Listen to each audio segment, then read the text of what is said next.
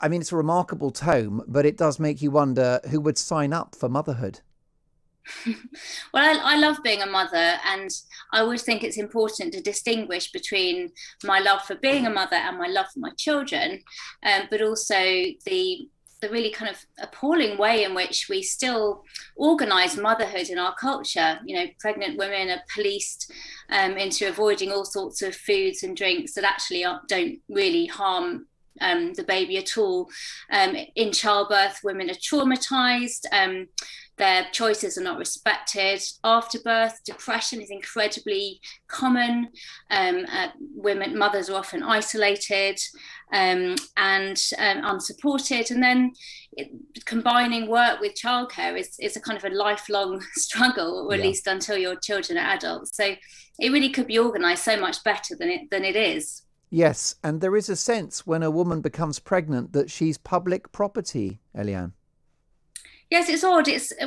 Pregnant women are patronised often, by perfect strangers in coffee shops, telling them not to drink coffee when actually coffee in moderation doesn't harm the baby at all.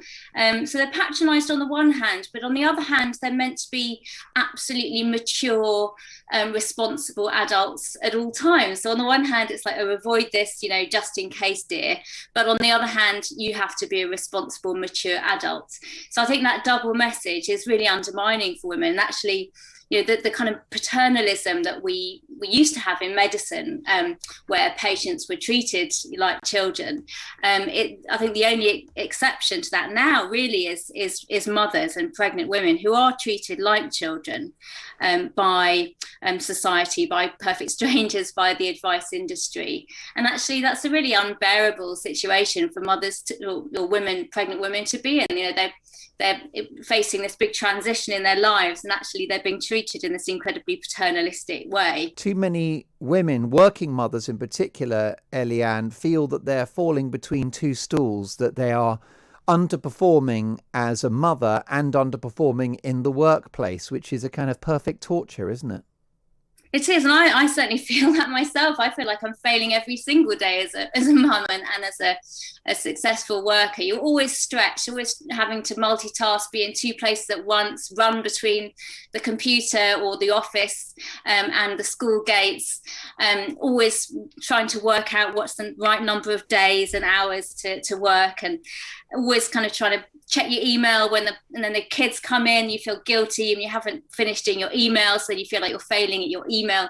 So it's just a constant struggle. And I think that it's really a disgrace that in this, the 21st century, we haven't solved the problem of actually how to have a child and have a job at the same time. It's really not too much to ask. And yet mothers who do work, are told they're sort of having it all, or they're career women, and that we should disapprove of them, for neglecting their children. But actually, of course, we wouldn't say that about a dad. So I think that we really need to rethink work and perhaps think about a shorter working week for both mums and dads, so that rather than sort of working at home and trying to multitask on Zoom calls when you've got children in the other room, but actually try and just rethink work and perhaps reduce the burden of work for both parents, so that they can share the burden more equally of childcare and domestic labour. So, we need to get out of this idea that a perfect childhood has any one particular description.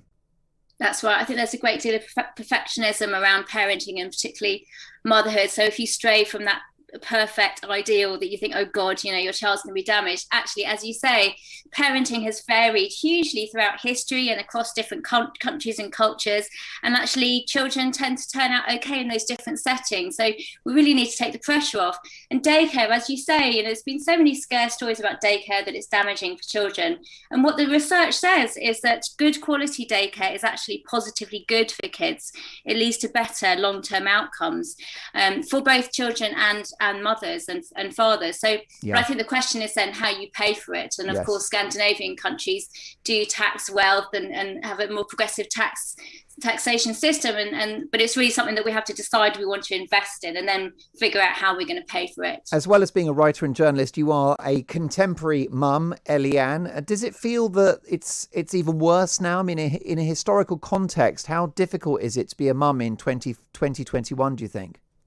I think it has got worse in a lot of ways, and it's sometimes surprising to people that we have this automatic, expectation of progress. But actually, there's great expectations that are exacerbated by social media. Public health messaging is very stringent and holds mothers to a very high standard. For example, breastfeeding exclusively to 6 months, which only a tiny proportion of mothers actually do. So the expectations are very high. We've got an advice industry that's the advice is propagated through books and media. Lots of scare stories in the media about tiny things that you might do, eat while pregnant, or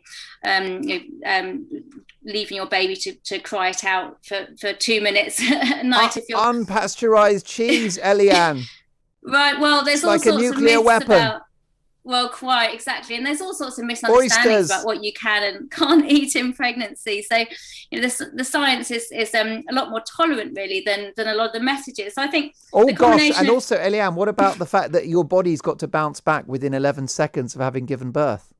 Well, yeah. So, I think, contemporary women, of course, it's great to have the expectation that we can have a career, but if we don't then adjust, the childcare arrangements, then women are being pulled in lots of different directions at once. And as you say, we have to look perfect all the time. We have to maintain these artfully curated, Instagram ready homes, and cook 3 meals a day for fussy eaters, for demanding husbands, to have a romantic dinner after the kids have gone to bed. I do think the expectations have been ramped up in our age in a way that actually in the past, childcare advice was often more tolerant than it is now. What about the WHO? This is quite topical, isn't it, your book? Because the World Health Organization suggested last week that all women of childbearing age should not drink alcohol, not just pregnant women, but any woman that could conceive.